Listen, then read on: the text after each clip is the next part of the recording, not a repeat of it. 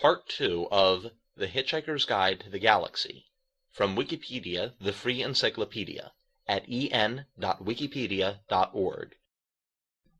Section 6. Film. Main article, The Hitchhiker's Guide to the Galaxy, film. After years of setbacks and renewed efforts to start production, and a quarter of a century after the first book was published, the big-screen adaptation of The Hitchhiker's Guide to the Galaxy was finally shot. Pre-production began in 2003, filming began on 19 April 2004, and post-production began in early September of 2004. After a London premiere on 20 April 2005, it was released on 28 April in the UK and Australia, 29 April in the United States and Canada, and 29 July in South Africa. A full list of release dates is available at the Internet Movie Database. The movie stars Martin Freeman as Arthur, Mos Def as Ford, Sam Rockwell as President of the Galaxy Zepha Beeblebrox, and Zooey Deschanel as Trillian, with Alan Rickman providing the voice of Marvin the Paranoid Android and Warwick Davis acting in Marvin's costume, and Stephen Fry as the voice of the guide/narrator. The plot of the film adaptation of Hitchhiker's Guide differs widely from that of the radio show, book, and television series. The romantic triangle between Arthur, Zaphod, and Trillian is more prominent in the film, and visits to Vogsphere, the homeworld of the Vogons, which in the books was already abandoned, and Viltvodel 6 are inserted. The film covers roughly events in the first 4 radio episodes and ends with the characters en route to the restaurant at the end of the universe, leaving the opportunity for a sequel open. Commercially, the film was a modest success, taking $21 million in its opening weekend in the United States and nearly £3.3 million in its opening weekend in the United Kingdom. The film was released on DVD, Region 2 PAL, in the UK on 5 September 2005. Both a standard double disc edition and a UK exclusive numbered limited edition gift pack were released on this date. The gift pack edition includes a copy of the novel with a movie tie-in cover and collectible prints from the film packaged in a replica of the film's version of the Hitchhiker's Guide prop. A single-disc widescreen or full-screen edition, Region 1 NTSC, were made available in the USA and Canada on 13 September 2005. Single-disc releases in the Blu-ray format and UMD format for the PlayStation Portable were also released on the respective dates in these 3 countries. This section of the article features an image. Caption: Theatrical poster for the film of The Hitchhiker's Guide to the Galaxy. Section 7. Stage shows. There have been multiple professional and amateur stage adaptations of The Hitchhiker's Guide to the Galaxy. There were 3 early professional productions, which were staged in 1979 and 1980. The first of these was performed at the Institute of Contemporary Arts in London between 1 and 9 May 1979, starring Chris Langham as Arthur Dent. Langham later returned to Hitchhikers as Proc in the final episode of 2004's Tertiary Phase. This show was adapted from the first series scripts and was directed by Ken Campbell, who went on to perform a character in the final episode of the second radio series. The show ran 90 minutes, but had an audience limited to 80 people per night. Actors performed on a variety of ledges and platforms, and the audience was pushed around in a hover car, 1/2000th of an inch above the floor. This was the first time that Zaphod was represented by having 2 actors in one large costume.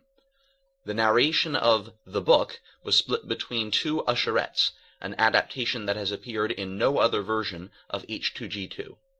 One of these usherettes, Cindy Oswin, went on to voice Trillian for the LP adaptation. The second stage show was performed throughout Wales between 15 January and 23 February 1980.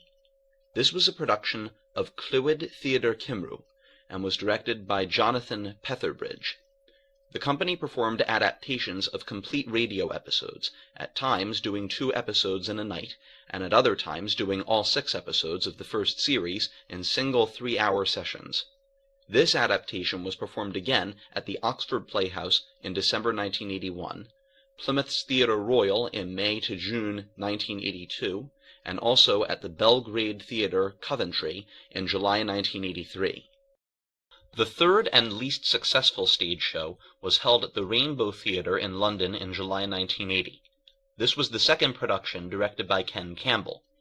The Rainbow Theatre had been adapted for stagings of rock operas in the 1970s, and both reference books mentioned in footnotes indicate that this, coupled with incidental music throughout the performance, caused some reviewers to label it as a musical. This was the first adaptation for which Adams wrote the Dish of the Day sequence.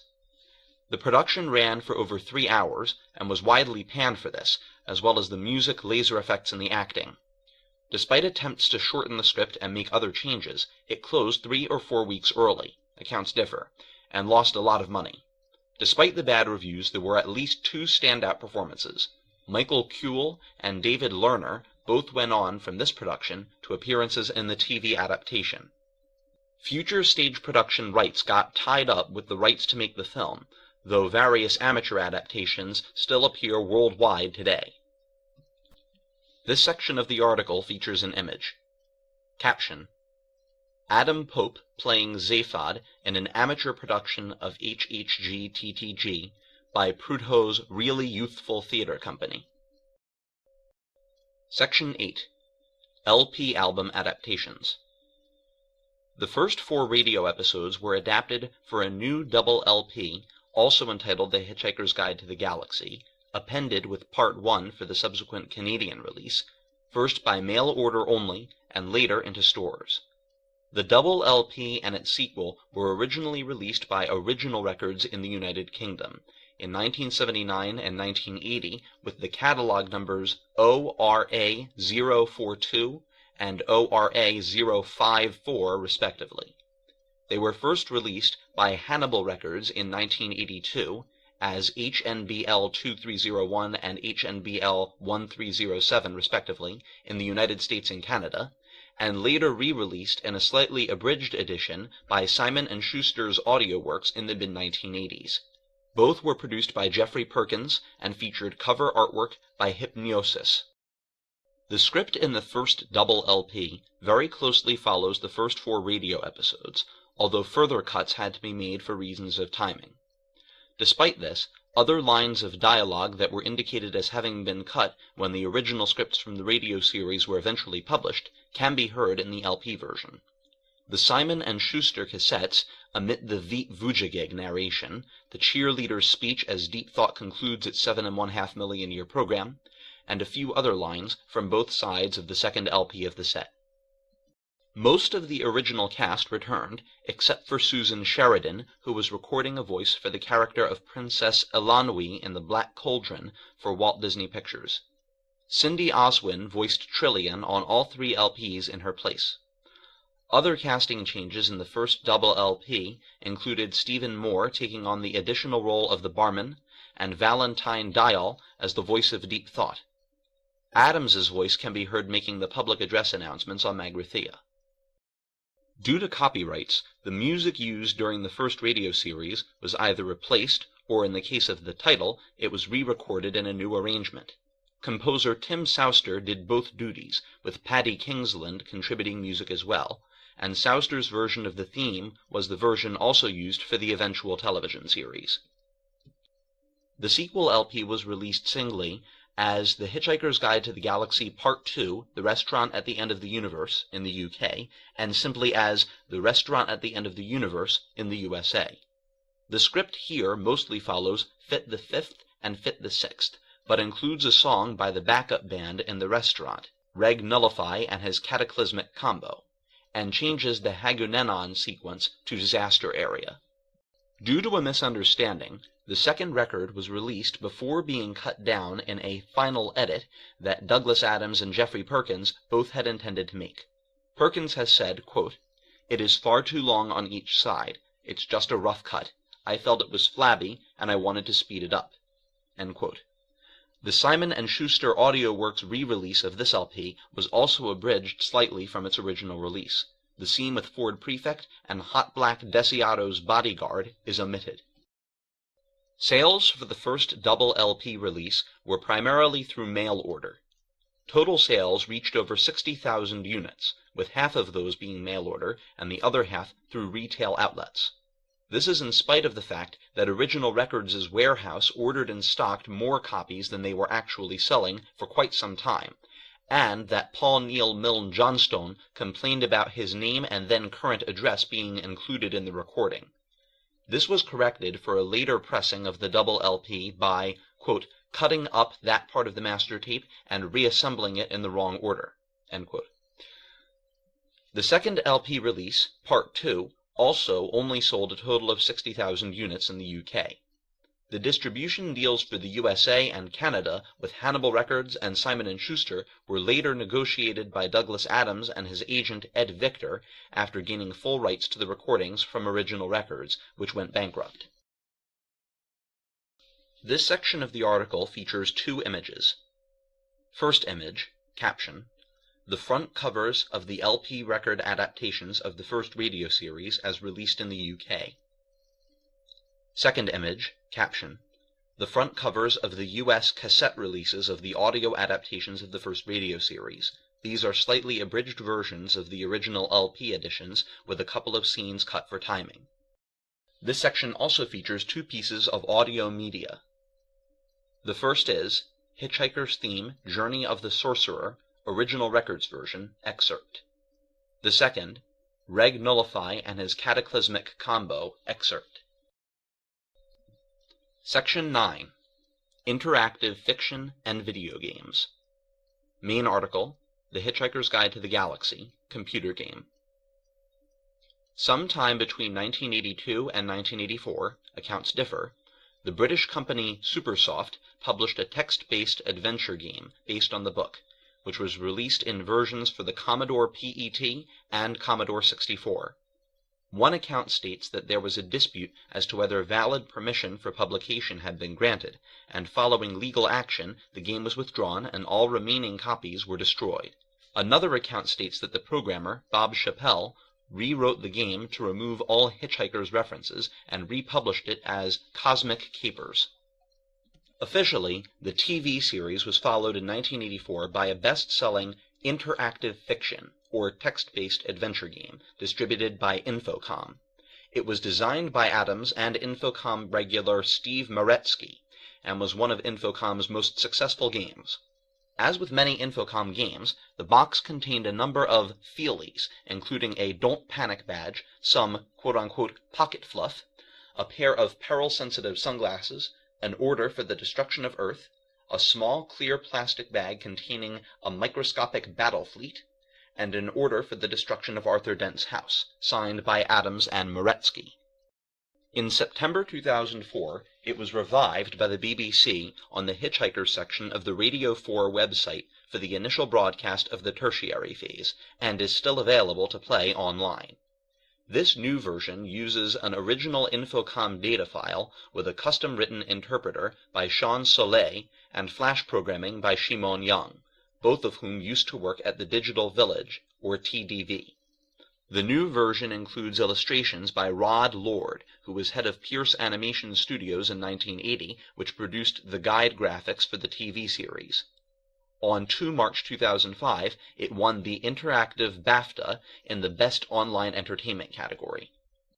A sequel to the original Infocom game was never made. An all-new, fully graphical game was designed and developed by a joint venture between the Digital Village and Pan Interactive, no connection to Pan Books or Pan Macmillan. This new game was planned and developed between 1998 and 2002, but like the sequel to the Infocom game, it also never materialized. In April 2005, Starwave Mobile released 2 mobile games to accompany the release of the film adaptation. The first, developed by Atazio, was called The Hitchhiker's Guide to the Galaxy, Vogon Planet Destructor. It was a typical top-down shooter, and except for the title, had little to do with the actual story. The second game, developed by TKO Software, was a graphical adventure game named The Hitchhiker's Guide to the Galaxy Adventure Game. Despite its name, the newly designed puzzles by Sean Soleil were different from the Infocom ones, and the game followed the movie's script closely and included the new characters and places.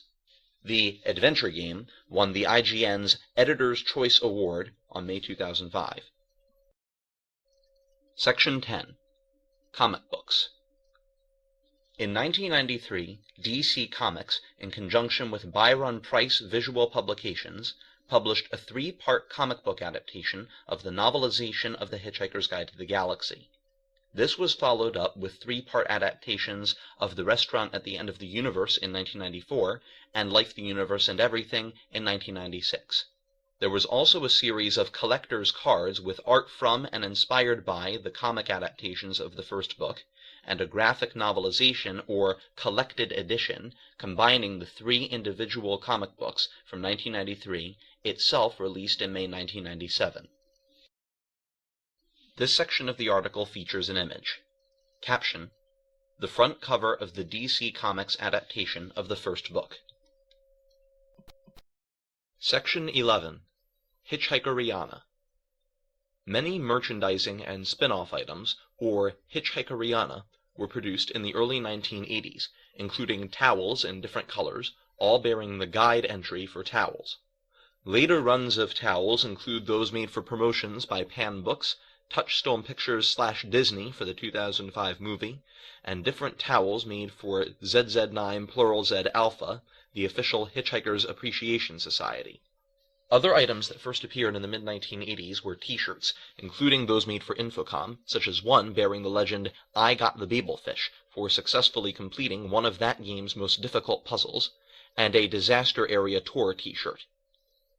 Other official items have included Beeble Bears, teddy bears with an extra head and arm, named after Hitchhiker's character Zepha Beeblebrox, sold by the Official Appreciation Society, an assortment of pin-on buttons, and a number of novelty singles. Many of the above items are displayed throughout the 2004 25th Anniversary Illustrated Edition of the novel, which used items from the personal collections of fans of the series. Stephen Moore recorded 2 novelty singles in character as Marvin, the paranoid android, Marvin/Metal Man, and Reasons to be Miserable / Marvin I Love You. The last song has appeared on a Dr. Demento compilation.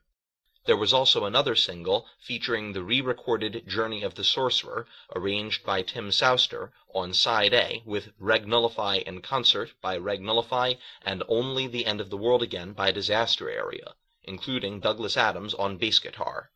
These discs have since become collector's items. The 2005 movie also added quite a few collectibles, mostly through the National Entertainment Collectibles Association. These included 3 prop replicas of objects seen on the Vogon ship and Homeworld, a mug, a pen, and a stapler, sets of action figures with a height of either 3 or 6 inches, 150 millimeters, a gun based on a prop used by Marvin, the paranoid android, that shoots foam darts, a crystal cube, shot glasses, a 10-inch or 254 millimeter high version of Marvin with eyes that light up green, and yarn doll versions of Arthur Dent, Ford Prefect, Trillian, Marvin, and Zepha Beeblebrox. Also, various audio tracks were released to coincide with the movie, notably re-recordings of Marvin and Reasons to be Miserable, sung by Stephen Fry, along with some of the guide entries, newly written material, read in character by Fry. Section 12. The Ultra-Complete Index to the Hitchhiker's Guide to the Galaxy. The Ultra-Complete Index to the Hitchhiker's Guide to the Galaxy is an index for the Hitchhiker's Guide to the Galaxy. It was created by Matthias Mall and released under the GNU Free Documentation License. Wikisource has original text related to this article, The Ultra-Complete Index to the Hitchhiker's Guide to the Galaxy. Section 13. The Origin of the Towel Joke. The full version of this story was first found in The Hitchhiker's Guide to the Galaxy, the original radio scripts, and reprised in The Salmon of Doubt, but the short version is as follows. Adams had gone on holiday in Greece, but every time he had decided to go to the beach with his fellows, he discovered that his towel would disappear and could be found only after hours of searching. After the holiday had ended, he decided that anyone who really had their life in order would always know the location of such a useful item, hence the fictional aphorism, "A hoopy frood always knows where his towel is." He had no idea that this towel joke, which first appeared in the 7th radio episode and subsequently in the first book, would catch on so thoroughly. He assumed, after learning that so many people liked and understood the joke, that he was not the only one with such an experience. After his death, Towel Day was established on 25 May as a tribute, 2 weeks after the date of his death. Section 14. Cultural References. References to the series can be seen on websites, within TV and radio programs, songs, and in console and computer games. Examples include borrowing Adams's characters' names, or references to the number 42, or other catchphrases, or even reusing The Hitchhiker's Guide to ... to title other books and articles, which Adams himself had borrowed from Ken Walsh's Hitchhiker's Guide to Europe.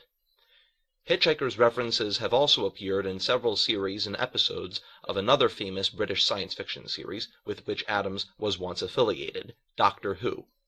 The online Babelfish translation service was also named in honor of a fictional creature that Adams created for the Hitchhiker's series. The 1980s British pop band Level 42 attributed their name to The Ultimate Answer, while the rock group Radiohead named a hit single after Marvin the Paranoid Android. The instant message program Trillion is also named after a lead Hitchhiker's character. The massive online game RuneScape has a small area named Mostly Harmless in tribute to the name of the 5th book. Internet search engine Google pays tribute by offering 42 as the answer to the search criteria, "What is the answer to life, the universe, and everything?" In the Foster's Home for Imaginary Friends episode Bus the Two of Us, Blue picks up a hitchhiker holding a sign reading Magrathea. Adams may have popularized the modern usage of the prefix mega to simply mean great, which is the meaning of the original Greek. Before Hitchhikers, which used terms such as mega stupid and mega donkey, the prefix mega was almost exclusively used in the technical SI metric sense, meaning 1 million times, in computing 1,048,576 times.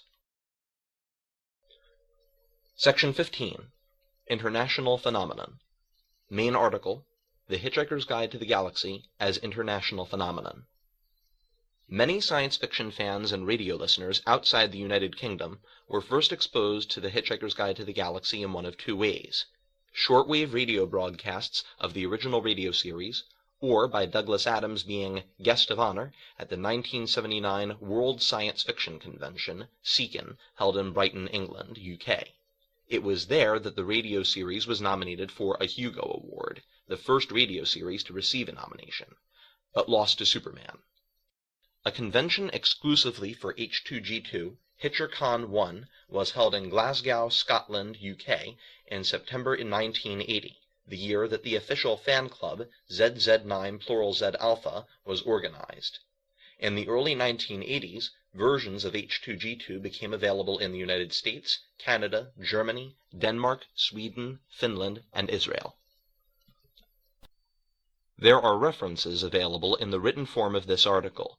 Please be sure to verify information found on Wikipedia using the references provided or cross-referencing the information yourself.